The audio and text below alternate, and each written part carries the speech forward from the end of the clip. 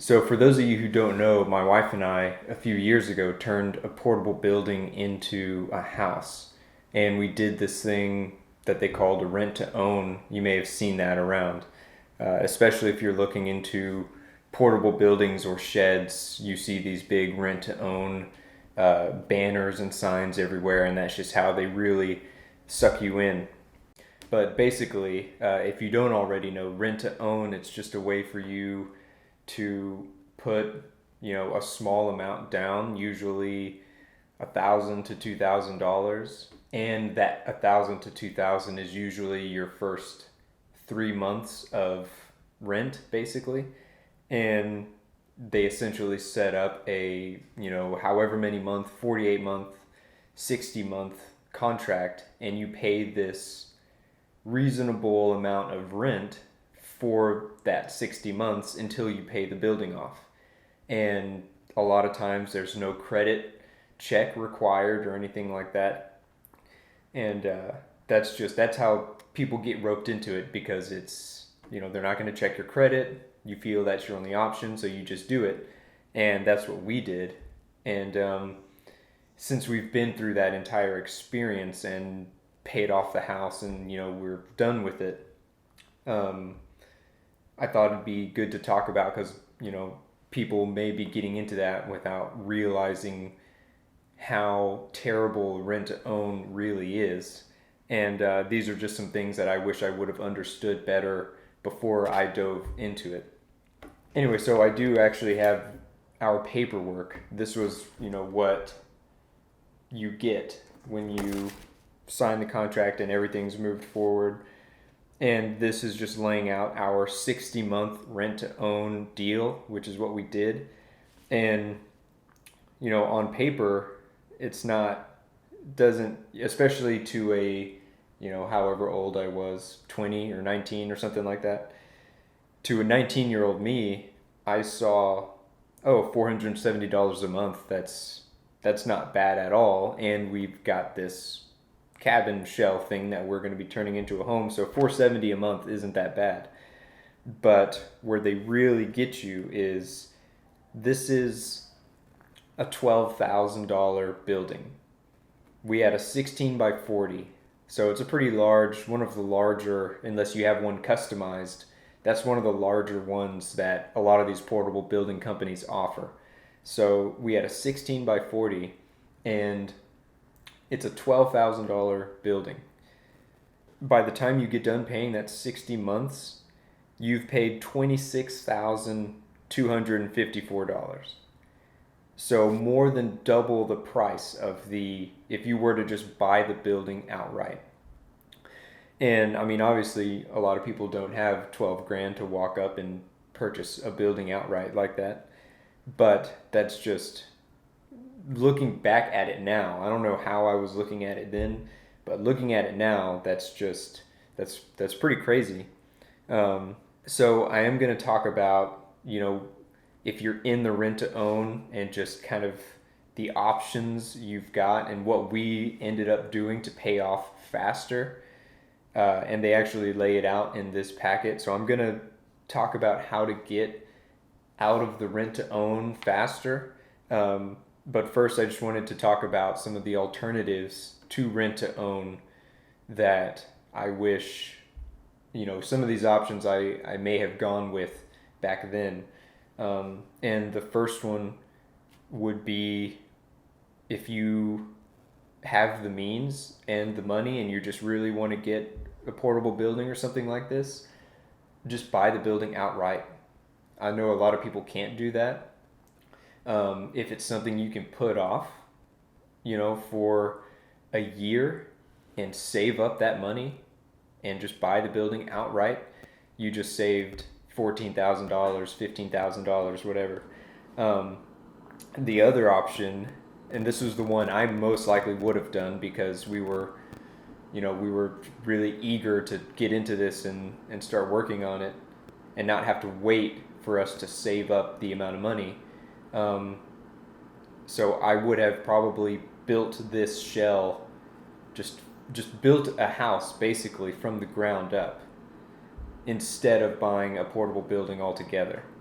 Um, so I don't know how much money you would save if you built it from the ground up. If you did it yourself, you save a lot of money doing it that way.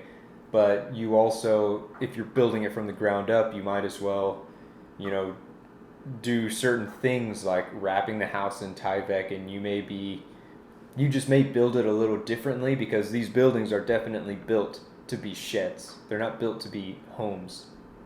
So building it from the ground up, unless you just built it like it's a shed, you could do it cheaper. But if you're building it from the ground up, you're most likely going to be building a little more traditionally like a house.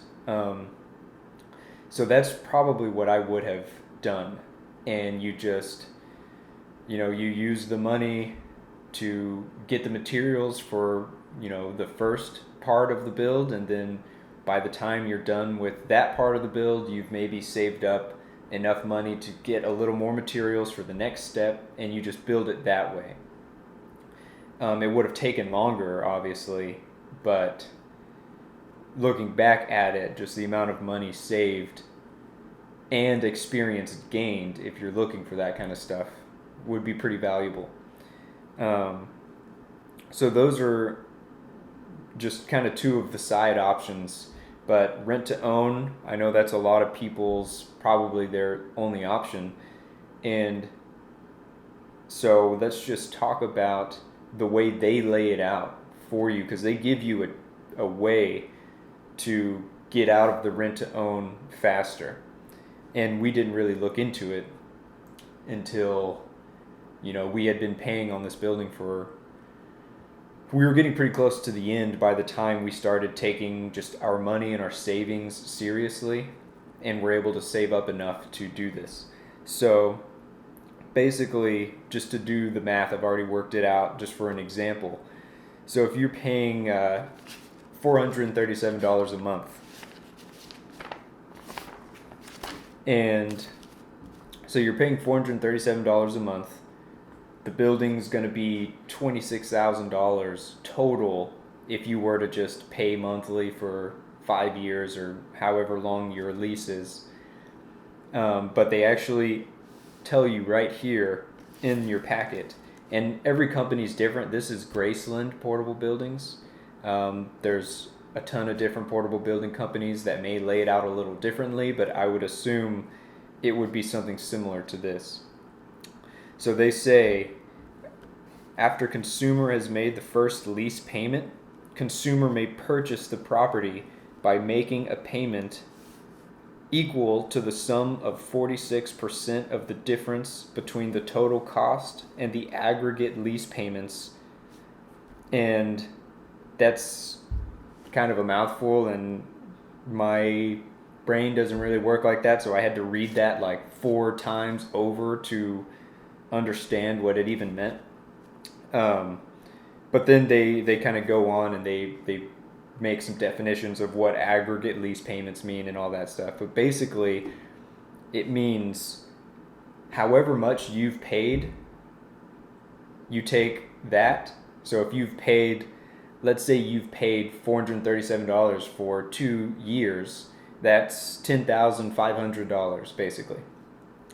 So you've paid $10,500 of the $26,000, and they're telling you that you can purchase the whole building if you subtract how much you've paid so far, which is $10,500, subtract that from the total cost of the building, which is $26,200. You subtract those numbers and you get 15,000, we'll say 15,750. So you've got 15,750 left to pay.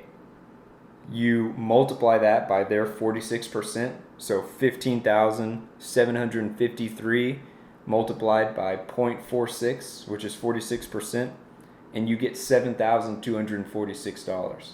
So in reality, if you take all the interest away, you've got $7,246 left to pay instead of $15,700.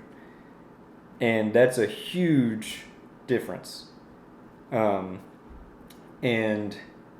basically that's what we ended up doing, we figured out this, just this way a little late. And so we did that. So we did that math for us, and we had paid way more than 10,000 at this point. We had paid quite a bit more, and so I think we had like, $5,000 or $7,000 left to pay, and then we did this, and we just did the math, and it was like, oh, we will really only have 2,500 left to pay, and I was like, it better late than never, but we saved up that 2,000 really, really fast, just being a little bit smarter with our money, and paid the building off. Just made a call and made, a lump sum payment to be done with it, and saved ourselves $3,000 or whatever it was, $4,000. And so, 7,000 still a big number, but compared to 15,000, that's, you could easily, if you've got a 6-year rent to own, and you're paying $450 a month, you could pay that $450 for 2 years and be simultaneously saving money, so that instead of having to pay for another 2 years or 3 years, you've got, $7,000 saved to make that call, and you just get the building paid off, and you just saved yourself, an insane amount of money. And they'll do the math for you. You just call them, and you just say, what's my purchase payment if I were to, finish purchasing this building right now? What would that be? And they'll do it over the phone usually and tell you right there. And if you've got that money saved up, then you just do it and you're done, and you just saved a ton of money. Anyway, but I hope that that this is helpful to anyone who's about to jump into a portable building thing, or they're haven't yet but they're really interested. Just to recap, for me personally, I have a big interest in building stuff and learning and those kind of things, and I would have taken that little bit of extra time and built probably just a house from the ground up. Probably similar in shape and everything, just a simple, very simple, small house. I would have most likely just done that. But that isn't an option for everyone, and people are doing this at different stages of their lives, and maybe you don't want to take on that massive of a project, because it's really only worth it if you do it yourself. Anyway, I'm kind of beating a dead horse at this point, but I hope that this information is valuable to anyone looking to get into this, and it's just something to be mindful of, and it's easy to get wrapped up into that low monthly payment and think that it's just such a good deal, and you just pay it for 60 months instead of paying it in 2 years. Thanks for watching this video. I hope it was helpful, and I'll see you in the next one.